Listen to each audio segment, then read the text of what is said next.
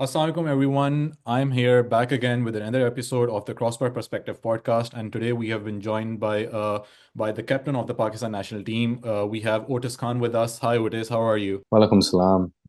Very happy to be on the show, seeing some amazing things you're doing.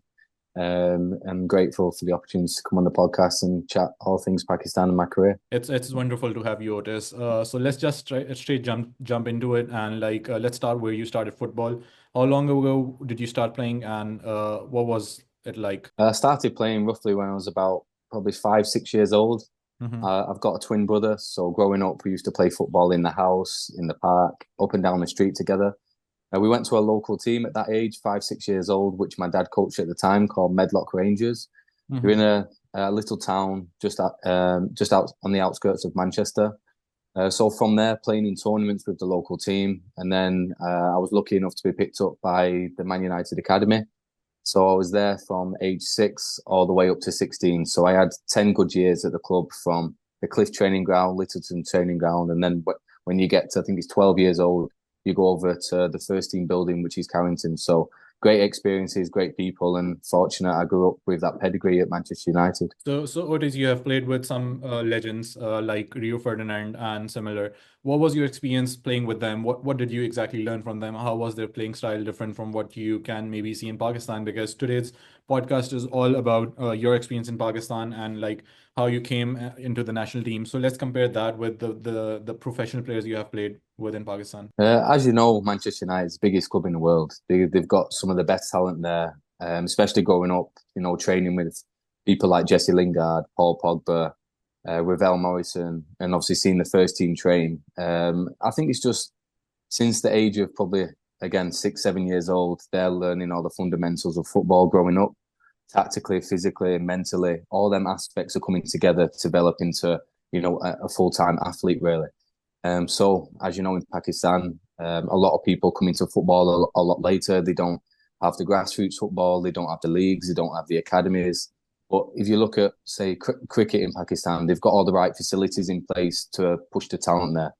But unfortunately, it's not the same with football. So, again, there's a lot of talent in Pakistan, but if you don't have the facilities and sort of the right coaches to do so, which I believe it's getting a lot better now, then obviously there's going to be a lot of wasted talent. Okay, so talking about facilities in Pakistan, you have been there for a few months and you saw a lot of things happening. Yeah. What was something that you thought that they shouldn't have been there in the first place and that went really wrong during your tours maybe in Pakistan and maybe the logistics in anything of that?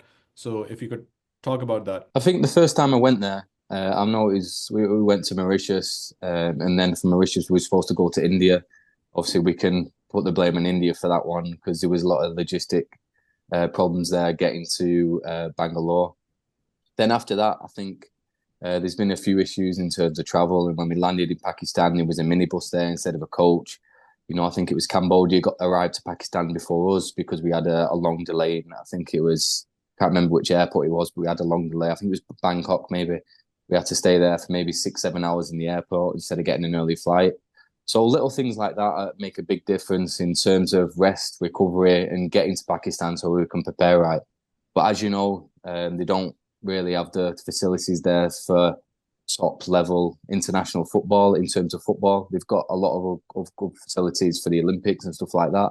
But as you know, football isn't the number one Could priority you in, could you in go in Pakistan. a bit depth about the facility in Pakistan compared to the ones back in the UK? I mean, we Um, know that there's a huge difference, but I want you to focus on some things that yeah, might be able to that we can yeah. change in the next few years. Yeah. Well, first thing that comes to mind is pitches. The pitches are rock solid. They almost feel like concrete. Some of them. Obviously, this can have an effect on people's performance, injuries, and obviously after games, your recovery isn't be too good. So I think that's one thing that they can definitely improve on. Obviously, like everything, it costs money. They're going to need to put more funding into it to push football as much as they can. I think there needs to be a one whole sort of push for it from the government and the sports sector as well. So one thing I'd say is definitely the surface because you see a lot of balls bobbling around and it's hard to control the ball. I think once you've got that element right, you can work on the rest of the stuff. Like when we've played in our away games when we went to Saudi, the pitches there was immaculate. There's some of the best pitches I've seen in the world. And just our training sessions and our style of play flowed a bit more. There was a lot more tempo and intensity. People was passing drills was working how they should be working. It weren't, the balls bobbling up. And even a top level player, if Ronaldo or Messi was on them pitches, it would be difficult for them to control the ball.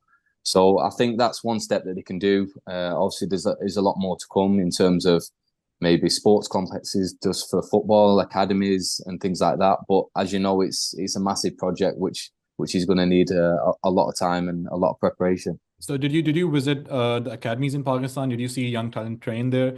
What's your view on that? How good they were? Like, do you think they can make to the pro level in the next few years, or we still need a lot of grassroots development? What's your view? I've seen the main. I didn't see a lot of academies, but the main players that I did see are in the national team. You've got some young players in the national team, maybe 18, 19, 20 years old, all the way up to maybe 25. And there's some amazingly talented people there. You look at like the sort of Abdullah Shah, Alamgir, Asib, Mamoon, players like this, but they don't have sort of the opportunity to go and play abroad and go and play in them leagues. Because I believe if they did so, they could flourish and they could develop and they could improve in the leagues and hold their own. But again, obviously, logistically, it's really difficult for them. But I've seen some good work of different people in Pakistan going forward. But again, there's a lot more people who need to do it as well. Okay, could you let's start like how were you called to Pakistan? How did they approach you? And then what was that decision like? What did you think while saying yes to the PFF? The first time they called me up, I think when I was at 18, so just over, I think it's 10 years ago now. But I was only 18 years old at the time. I was at Sheffield United. I didn't play any first team appearances at that time. So I wanted to wait till I got a bit older, a bit more experienced, and I sort of established myself in the game in England. And I think last year, so maybe 27, 28, I think I was, that's when they called me up again. Obviously I think it was the SAFs Championship and the games in Mauritius. I believe that was the right time to do so. I've got over 300 professional games in England under my belt. I've got a lot of experience that I can bring to the side and help as much as I can. And I just felt, as you know, with things in life, you feel like that's the right time, and that was the right time for me to do. And obviously, previous they had the ban, so I couldn't play anyway. So I might have done it a bit earlier on, but at that time, everything come together really well. I was speaking to Hasnain. Everything was coming together with him, and it was a perfect opportunity. What was the first thing that you were surprised by right after you landed in Pakistan? It may be regarding football or anything else in specific. Well, the first thing that I noticed, as people know, when you land in Islamabad, you come out the doors. You've got loads of people on both sides. There was people coming up to me, Otis, can I have a picture? And I was so surprised. It was my first time in Pakistan. And people coming up to me in a different country that I haven't been to before. So that was nice. And then obviously seeing the minibus for 10 players when we should have had a coach for 30 staff members. So that was a bit of a surprise, but you've got to obviously get used to it, adapt, and that's what we did. So how did you balance everything out? Like you were a British Pakistani, and then you came to Pakistan regarding the Yeah. football aspect. You had a lot of local players playing within the team, and then you have the diaspora players. How did Yes. that go well within the team? And like how well did you get along with the players? We started we got on really well. Obviously, the a language barriers there. I understood a little bit of Urdu, but I can't speak it. I'm still in the process of learning it. So that was probably the only difficult aspect. But there was other players in the team who could speak both languages. So we hit it off straight away. They've got some really not just good players in that team, but really good characters who I've got family and obviously friends, and they feel like family for life now. So it worked fine. Obviously, it's a bit difficult with the language barrier, but I think when you're coming together as one team, that's not a problem. So besides the language barrier Mm. within the team, were there any groups formed, like the diaspora players versus the local players? Was there any differences in there? Because I'm pretty sure from what I heard, there was something going on within the team which the management solved in a really good manner. But what's your view on that? I don't think there was too many problems really. I think even when you say, I'll use this comparison, when you go to high school, you have a group of friends who you stay with. That's just the way it is. You feel a bit more comfortable with them and you sit at their table. But when we're in the training ground and when we're all there, everybody's talking to everyone. If you go into a new environment, you're going to stay with the people you know until you start to, speak to other people. I think maybe right at the start, obviously there was a bit hesitant. There was just staying with the friends. like us as well, the diaspora players obviously were a bit new to it, was trying to understand. But now everybody's mixed together. You know, if you go into a camp now and you go down for food, you see, diaspora mixing with the local players. Everybody's together, and I think that's the best way to be, because if everyone's not together, then it's not going to come together on a What's your pitch. basic view regarding this whole thing, like inviting diaspora players from abroad who have never been to Pakistan, and then they are playing with the local players? What do you think? Is this any good to Pakistan football, or should they focus on the locals, or should they increase the diaspora players? What's your view? Because this is something that the fans have been arguing a lot about. I think it's amazing. You know, just they've got a lot of players from different parts of the world. You've got Finland, you've got Denmark, you've got the UK, you've got players who've played in India, you've got people who played in Cyprus, England, professional at Portugal. Issa was at Portugal, and Haroon was obviously at QPR. Rahis was at Birmingham. You've got these players, and obviously the ones who's from Denmark as well. You've got who's been in established leagues and have been in professional environments. They've got all that experience ready to give the local players and help them. So I think if people are trying to say that we shouldn't really be there and we don't really belong there, I would disagree with that, because you could ask the local players now and they're benefiting from a lot of experience that we're giving them. Obviously, if there was a local league in Pakistan like there is in England, then I believe it'll be a lot more difficult for the diaspora players to be there.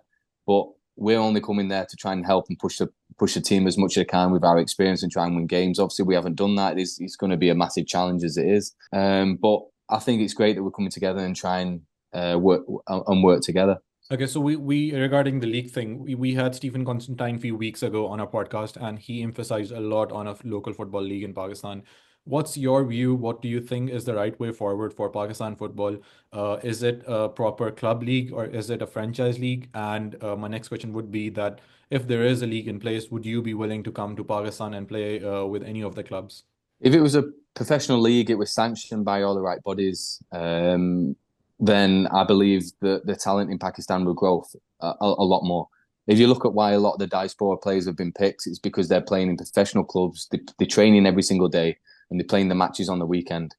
So if you're not doing this, it's detrimental to your career, tactically, mentally, physically, everything. If there was to be a league, like I said, that's sanctioned by all the right bodies, then 100% I love to play in Pakistan. You know, when I'm there, it feels like home. I love my time in Pakistan. And if everything was done right, I'd 100% go there. I'd love to play in Pakistan. Do you have any views regarding the franchise league model, or the local club level model? Which one do you prefer? Like, we have the franchise model working in India, and then we have obviously the Premier League and all of those leagues in Europe. I think they just need to get it going, get something going, and then you can expand, and then you can throw your ideas in there. But if you're going to set it up, make sure you set it up right. It's going to be different cities. Because I'm in the last franchise league, even though it wasn't sanctioned, that was going to go ahead, and it was going to be different cities. I think as long as there's a good plan behind it and the preparation is right, because it can't just be a league where it's going to be 4 or 5 months. We're going to play that. People are going to benefit from it in terms of money. Businessmen are going to benefit, and then isn't going to be a league for another 2 years. It needs to be sustainable. It needs to work over time, and it needs to be a proper league system in place, or it will fall apart. While you stay in Pakistan, did you happen to watch the local the departmental matches? Unfortunately, I didn't know. Okay, Mm. perfect. Gotcha. Because that's something that's, happening every year, but there are controversial views about that. Again, quoting Stephen, he said that it's some football, so it's better than nothing. What's your Yeah, view? no, I agree. If you're playing 11-side matches in competitive games, then it's better than nothing. It's better than training on your own in the gym on the treadmill. As long as you're playing them games, you're getting used to the ball, you're getting used to match fitness. You're playing 90 minutes. You're knowing how your body's feeling after a game, how it's feeling in certain circumstances. And the most important thing is football is match fitness.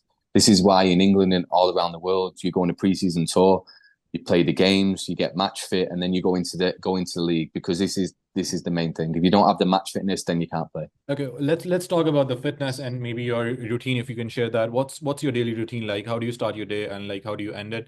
And how do you include the football aspect in your daily routine? So a normal week will look like for me. Monday, I'll train in the morning with the team, 10:30. Well, I'll get up probably about 7 o'clock in the morning. I'll have a stretch, have my breakfast, have my vitamins, have my drinks, head over to training. Again, do some prehab, train 10:30 till 12, have some lunch there. Then we'll do gym in the afternoon. So we'll do that Monday, Tuesday, Thursday, Friday.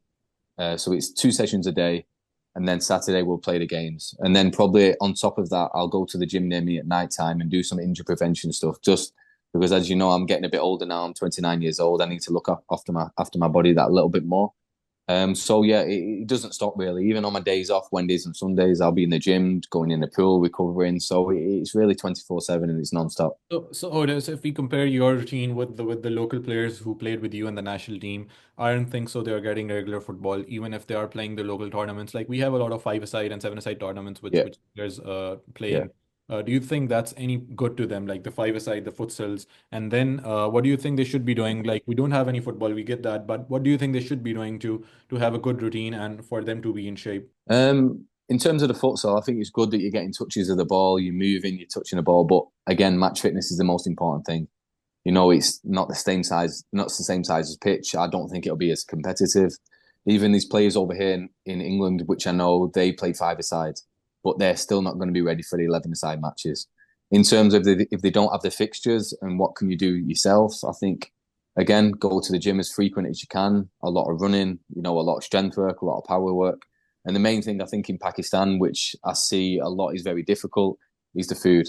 You know, even if you look at the statistics, I think it's the country with the most diabetic people in the world. You know, you look at the breakfast. Sometimes there's a lot of oil in the breakfast. There's a lot of breads. I think diet is the most important thing. Gotcha. Okay, Mm. Steve, let's head towards the technical parts of the game, and we have against Stephen a few weeks ago, and we asked about almost all of the players in the team, and he told us that the last match you left abruptly, and according to him, that you didn't even inform your teammate or your roommate, my bad, your roommate. What was the story behind that? I heard that you got injured. Could you shed some light on that and clear that thing up? Yeah, so I'm glad this got mentioned. Really, it's something that I wanted to clear up. Obviously, there's been a lot of speculation on this. So we played the game against Saudi Arabia. I think that was maybe the Friday night. I think it was the Friday night. Yeah. Hmm. So I was coming back from an injury, which I was already fit enough to play. But as you know, when you first came back, you should only play maybe 45 minutes or 60 minutes. But I ended up playing the full 90 minutes because I wanted to help Pakistan. I wanted to help the manager, Stephen, and I wanted to do my best for the team. So in hindsight, I should have come off earlier. But I thought I'm feeling okay. I was saying to the coach on the side, I'm okay. I want to play. So after the game, I sat down. I injured my ankle like previous, and that was what was a little bit sore. It swelled up a little bit. And then on the Friday night, we got back to the hotel, maybe 11 o'clock, I think it was. Having some food with the team, with the coach, and we was due to go to, I think it was Tajikistan the following day, the following morning. So I said to Stephen, can I go the following morning to Tajikistan? I really want to go, but my ankle, I need a good time to recover. I just want to get there, then I can recover for the next game. He said, yeah, that's fine. I'll try and get you on the morning flight so you can recover. You can get some sleep now and you can get there and you can be fine for the second leg game. So then as we got back to the room, my ankle gradually got worse. It was swelling up. And something I didn't mention as well, that throughout the whole week I was there in Pakistan, I didn't sleep. I probably slept an hour or 2 hours a night because I had a really bad pain in my tooth. I had my wisdom tooth coming through, and I went to the dentist in Pakistan a couple of days before the game, and he advised that I operate on it. He wanted to cut the gum because I was in so much pain. You know, I was having 5 painkillers a day, not sleeping, just to get through the pain. So that was addition to my ankle as well. So it got to around 3 o'clock in the morning. I couldn't sleep because of the pain, my ankle swelling up. So we got a message in the group chat saying certain players, 5 or 6 of the players, are going to be flying to Tajikistan. I think it was 5 or 6 o'clock in the morning or something like this. But we had to get on a 3 hour taxi ride. I think it was to Lahore at that time. So bearing in mind, I've had no sleep. I've you know, my ankle swelled up. I've had some painkillers. I thought, what am I going to do? So I spoke to my physio back in the UK. I said, what would you advise? I've got my problem with my tooth. You know, it's really hurting me. If I go to Tajikistan, I won't be able to operate on my tooth. It's going to make it worse. I'm going to have to wait a following week. My ankle swelled up. I've got pre-season to think about in the UK. I didn't have a club in the UK by that point. So Yeah. obviously it was a really scary scenario thinking if my ankle doesn't get better now, and I'm not right for pre-season at a new club, then I wouldn't have a club all this year in England, and my career would have just gone really bad. So speaking to my health professionals, the physio, because around at this time, 3 o'clock in the morning, everybody was asleep. Everybody was in the room. So I got off the phone to my physio. He recommended get on the flight back. You need to come back to England to get your ankle right, to get your tooth right, because if you don't get them things right, you go to Tajikistan, it could make it worse. And like I said, I couldn't get a club, and that was the main thing at that time. Obviously, I played 90 minutes for Pakistan against Saudi Arabia to try and help and do what I can. And it was sort of a last second decision, really. There was an early flight in the morning, and I left. There was nothing I had to say. I made a split second decision, and I went. Obviously, in hindsight, I should have probably stayed, but again, I was thinking of my career. I was thinking of my career in England, and obviously pre-season to think about if I didn't get there, I wouldn't have had a club. So I made a split second decision. Off my health professionals, they advised me to come back to get my tooth operated on, to get my ankle looked at. I had an MRI scan when I come back to make sure I'm right. So it was a difficult decision. I believe I've done everything for Pakistan previous. In the other camps, when I was at Grimsby, I sacrificed playing time. That was during, I think, the games that I played against Saudi Arabia, and I went to Cambodia during mid-season, which I didn't even play. I sacrificed games which I should have stayed in England, but I didn't because I wanted to help Pakistan and I wanted to go there. And in hindsight, that had a detrimental effect on my career at Grimsby at that time because I missed important games. But I thought I want to help Pakistan as much as I can. So I believe I've done everything in Pakistan that I could do up to now, and I believe that's why the reason I went back. Well, thank you so much, Otis, for clearing Yeah, this all out because there was a yeah, huge fuss about among the fans as well yeah, when you left, and we had few more yeah, games left. yeah, Everyone was talking what was yeah, the reasons were. yeah. Thank you so much for clearing it out. Now we know the real reason. But Mm, what's your decision for the future matches next year? We have some Asia Cup qualifiers. mm. What's your plan? Will you be joining the team? Inshallah, I'll be there in March. I want to help the team as much as I can. I want to push Pakistan football as much as I can. And if I'm picked, obviously, I don't know who the coach is going to be there. Yeah, Um, that's still not just finalized. yeah, it's still not finalised, but I want to help the team as much as I can. I believe I've got sort of a lot to offer and a lot of experience. So let's talk about the ones you had, obviously, and then a lot of losses. How did you tackle those? And probably you were playing professional football in England, and things would not have been like that. Like the downfall we had as a team. I wouldn't call it a downfall, but the losses we had as a team, those might have been different for you. How did you tackle those? And how was it playing with all of the team players, especially the attack? How do you felt that? How did it improve after you joined? Where in Pakistan? Yeah, So obviously the results, everybody can look at the results and say it's really bad, it's really bad, it's really bad. But if you look at all the points where we come to the team late, we don't have we don't have a preparation, the team doesn't gel. We've got players who are not playing in the league. Everything's against us. We don't have proper training. It's going to be difficult. We're coming up against some really good teams. You look at Jordan, you look at Tajikistan, you look at Saudi Arabia. These are really good established teams. Some of them which have been to the World Cup before. Pakistan was obviously they played a terrific game against Cambodia, but maybe they went to the World Cup qualifiers too soon. Even though it was a great occasion, it pushed Pakistan football as much. We got propelled into somewhere that they've never been before. Into an unknown against teams that on the world level that are terrific. We went to Saudi Arabia. Robert Mancini was the coach there. Yaya Toure. You've got players who are playing for the Al Nassr team with Ronaldo. It's the levels are so much higher. But we're doing the best we can. Nobody's going to complain. We're getting on with it. We're trying to do as best we can. The team's coming together really well now. You've got a lot of players in that team who've played with each other before. You know how they play. You know what sort of passes you're going to get. You're going to know which sort of runs you're going to make. So I believe as the team trains together and plays together a lot more, they get a lot more confident and the chemistry starts to grow. Gotcha. What's your future plan like after retirement? Maybe will you be thinking of coming to Pakistan and contributing to the football here? Because things like we are doing crossbar, we're promoting football. We're trying to get the talent out of Pakistan. We're trying to do things which will promote football and it's a long Yeah, road. It's a long journey. It's like 10 to yeah, 20 years where yeah, we are yeah. fit enough to play for the World Cup Mm. qualifiers even. Yeah. What's your plan? Obviously, I don't want to retire anytime soon. I'm hoping I've got a good amount of time left in the game. But when I do retire, you've hit the nail on the head. I really want to come to Pakistan and contribute in terms of the football aspect. I know I've got a lot to Because give. I'm sorry to cut you, but like if someone like you who already has the experience, who has played professional football, someone like you comes to Pakistan and then he contributes his experience, he gives everything that he has for the youth. I think that's where we will make a difference. I agree. It's a plan for the future, definitely. Obviously, after retirement, I'm going to have a lot of time on my hands, which I can come to Pakistan for a long amount of time and actually put some projects together, put some footballing projects together, and try and get the local talent and try and improve them as much as I can. And then maybe I can help and facilitate moves for them to go into Europe and different clubs because I do believe the talent is there in Pakistan. I do, and I want to help and give back to the community as much as possible because I've seen it there. You know, they deserve it. How hard they work and how much they love football in that country. They need all the help they can get, and it's definitely I'd love to do it in the future. Gotcha. And Otis, like coming to the end, what was one of your favorite fan moments in Pakistan during the matches or maybe outside of the field? Oh, there's so many.